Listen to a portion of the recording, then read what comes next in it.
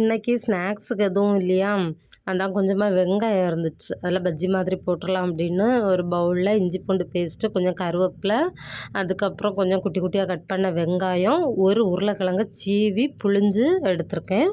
அதுக்கப்புறம் சோம்பு, கரம் மசாலா, வத்தல் பொடி, தேவையான அளவு உப்பு, அரை கப் அளவு கடலை மாவு இவ்வளவும் சேர்த்து நல்லா மிக்ஸ் பண்ணிவிட்டு, அதுக்கப்புறமா கொஞ்சமாக தண்ணி தெளித்து நம்ம உள்ளி வடைக்கெல்லாம் மாவு வந்து மிக்ஸ் பண்ணுவோம்ல, அதே மாதிரி மிக்ஸ் பண்ணி எடுத்து எண்ணெயில் வந்து இந்த மாதிரி குட்டி குட்டியாக போட்டு பொரிச்சு எடுத்துட வேண்டியதான். ஒரு சைடு வந்ததும் திருப்பி போட்டு 2 சைடும் நல்லா கோல்டன் கலரில் வந்ததும் எடுத்துடலாம். ஈஸியாக ரெடி ஆயிடுச்சு.